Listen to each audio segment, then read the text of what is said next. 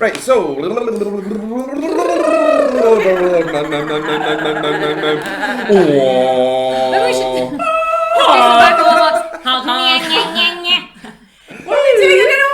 know I start all these videos with stupid shit that I do, so that's probably the bit that's gonna go in.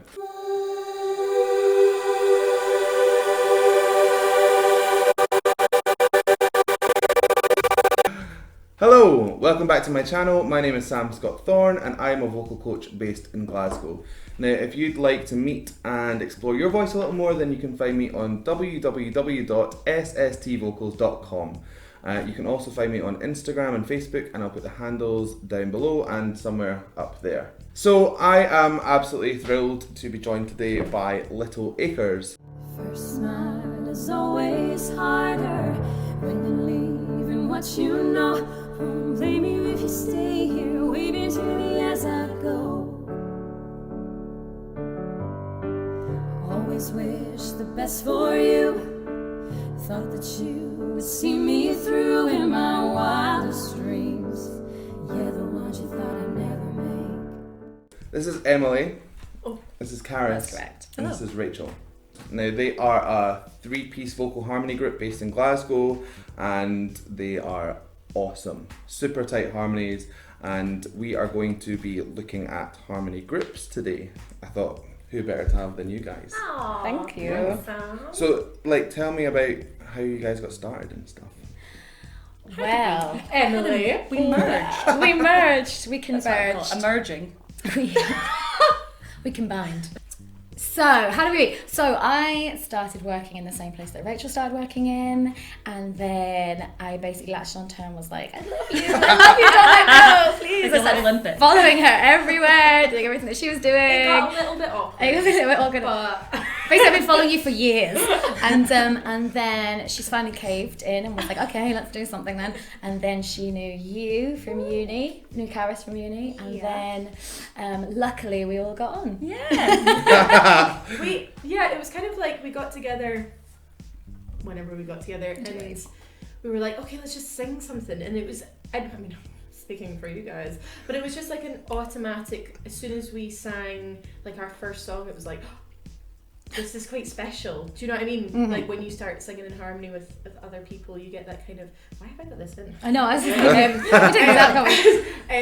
you kind of get a little bit of a, like that works, and so it kind of it kind of made us want to. It was like after that initial kind of get together, it was like, okay, let's just do that again. And I think we spend so much time as lead singers, singing and sometimes battling against people, that it was this magical moment of, these are three people where we all want to sing together, and there's balance where you don't always get that in our job. You're kind of fighting for the stage, but it really didn't feel like that. I felt so that's why it's so special, because I feel like we all just care about the harmonies and we care about the sound more than our personalities that stand out within the group. Yeah, I was gonna say that's like the philosophy that we were all coming from the same place, but we didn't even really think about it. It just happened. Didn't try. So it was magical. And now we're in love. You're in love, amazing. That's special. And what would you guys describe your vocal style as when you're talking about being a vocal harmony group? Do you take anything on, or? Yeah, that's really difficult because we are quite eclectic. Yeah, I think we're still in the process of finding out what that's part of it. Yeah, it's so varied because we don't quite know yet, really. Because I think as like three individual singers, I think we're very similar in the sense that we're inspired and listen to a lot of different music, like ourselves. Like there's not one genre that we focus on, and so when it came to like working together, I think that was like the exciting thing. It was like, let's do this song, then let's try this song, which is completely different, and kind of put what we thought would be appropriate to arrange it together. And through that process, we're kind of trying to figure out, okay, well, when it comes to like writing original stuff and all that, what is that is our sound? And we're still kind of figuring that out through working through lots of different sounds. And finding the balance of, I think it's really good to be eclectic and have loads of different styles and be maybe a bit unpredictable for ourselves as well. But then where's the balance of having a style as well. Yeah, but I think style, you shouldn't think about it too much. It just emerges. So you tell us. So safe to say it's 3 voice geeks in front of me then. Yes. Yeah, big time. Yeah. But that's the best way to be, because if you like pin yourself into this one style, then you don't really allow your voice any room to grow. Yeah. You can get really, really good at one thing, but then Yeah. somebody goes, "Oh, start doing some low larynx stuff," and you're like, Yeah, and I think it makes you better in your own style genre if you want to stay in one. If you've learned things from other genres, absolutely, as well, you take things from other things and then variety's put those always going to be textures better. in. Yeah. So we are going to listen to the Staves first. Now they are a 3-part harmony group, all female. Yeah. All sisters. All 3 sisters, and they are a huge inspiration for us. Yeah. I saw them years ago before they got really big. I met them. Just saying. Before they were cool. And because my friend, they were on the same bill as a friend of mine's band, I saw them and I was just like, I can't believe what I'm seeing. They can't be real. They're so. I mean, I don't want to talk about their physical looks, but they are so beautiful. So beautiful, and obviously their sisters, Everything they look quite matches. similar, and then they just all had this really long hair and this amazing look, and then their harmonies are perfect, and I was just like, It's like watching actually, angels. It's actually watching and angels. sing. So they're a huge inspiration for us. I saw them years later. I hadn't seen them as early as you, but I saw them at a Beatles tribute concert that was sometime earlier this year. And I was so close, and I just spent the whole time in awe and trying so hard to figure out how they were doing these things, but also knowing that they, for the Beatles songs, they'd clearly only just been given them that week or like a few days before to learn. They'd been flown in for this gig, and it was just so perfect. It was all so perfect immediately because it's just natural to them. They don't have to try at that. And you guys have covered this, haven't you? This particular song we're going to look at, we've covered it, so we won't be singing it. What I'll do is I'll tag it. It's going to go up here. You can see it like wherever. It's going to fly across the screen and you can go and watch it. So I didn't either. I'm just prepared to A rougher version of them. I'm prepared. streets. Right. Just Let's be go. prepared. Shall we do Let's it? go. So we've got Jules Holland introducing them first. So these are the Staves. When we get brothers and sisters or people related singing together, it's called a blood harmony, and it's often the What does that sweetest. mean? Which Or I maybe think people you'll agree related. is what you're going to hear next. We welcome the Staves.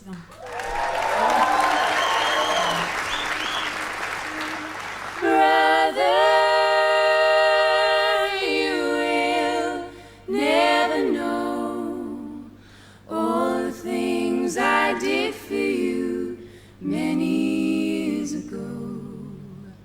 Singers singing songs of pain. Time may spin and years may pass. The song is still the same.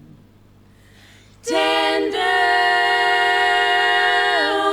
woman mourns a man, sits in silent sorrow with a bottle in her hand.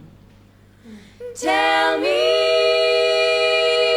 all you need to tell. Why is it you whisper when you really need to yell? They've got like every single nuance. matched. It's just one sound. Go wisely and slow.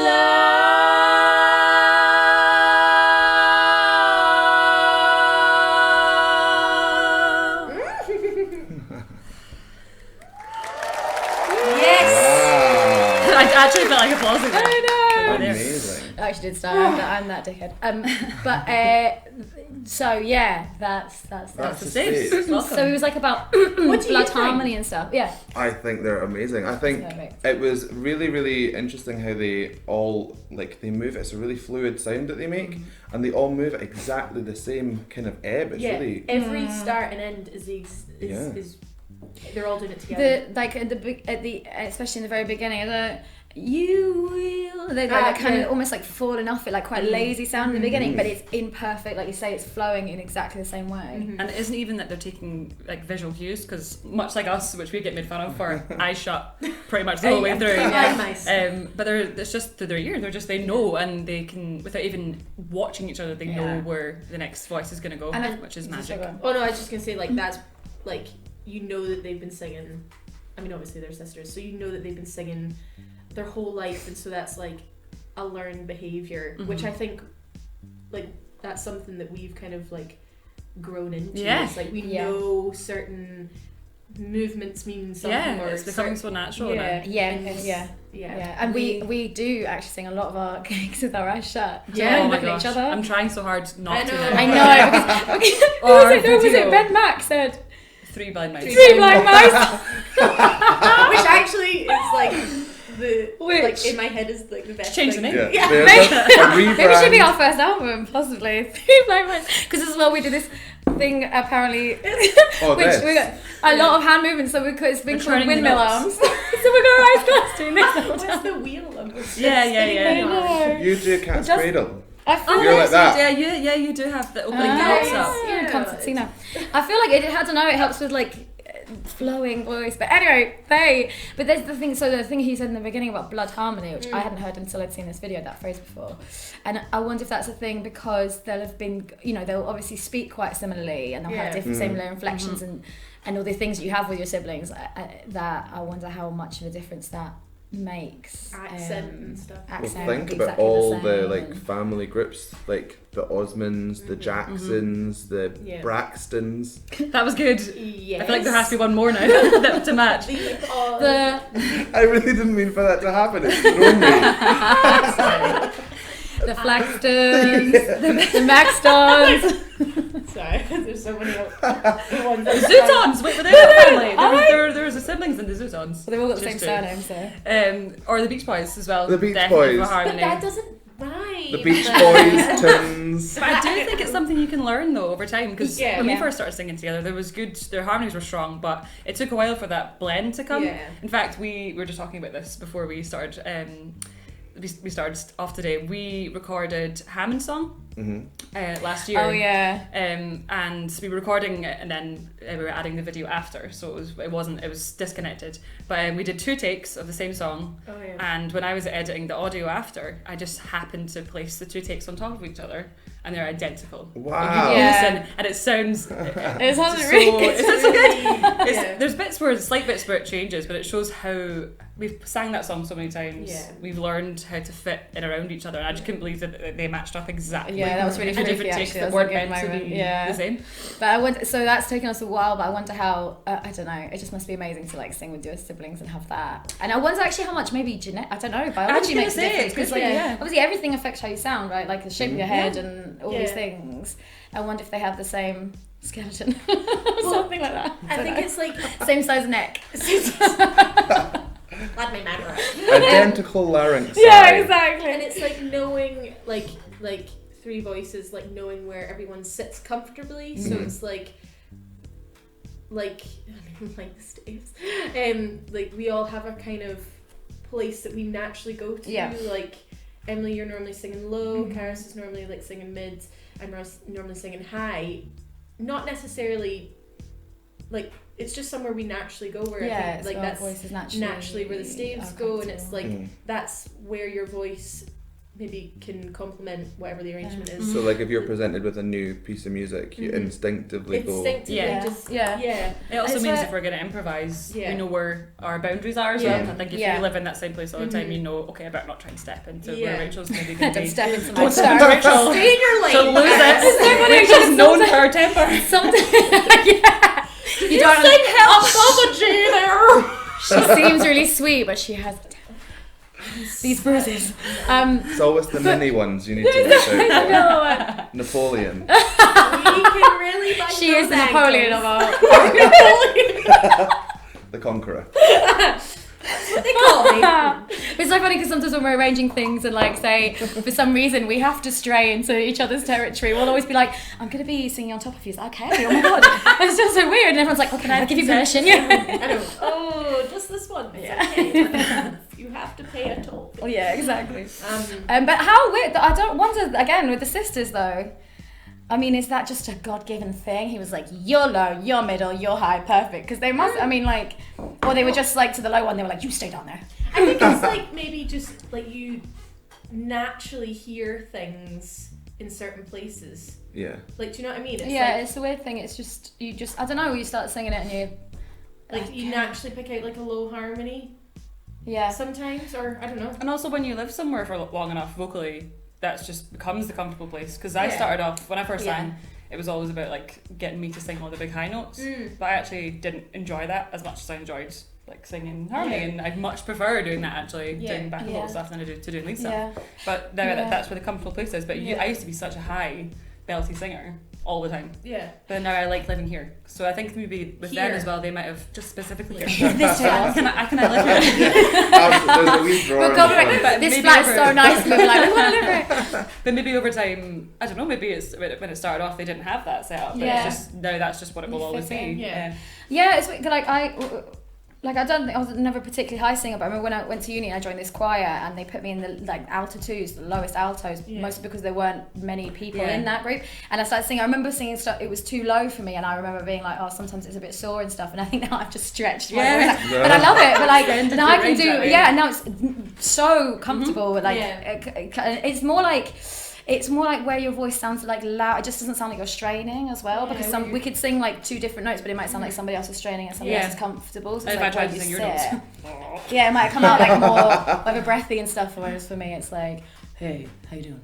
I got my Barry White on. You're not expecting that voice. How I seduce the ladies. And like, there's moments in certain songs that Emily has like super low notes, and like because Emily can sing them so comfortably, like me and Karis were literally just like, yep, you gotta go. When she always goes, I don't run with it. So yeah, I don't know, and it would be interesting because we've been singing in the places that we've been singing in, and I don't know what it's like with Staves. We'll have to ask them. But it's just like you kind of get into the zone a wee bit more because you're maybe more comfortable there.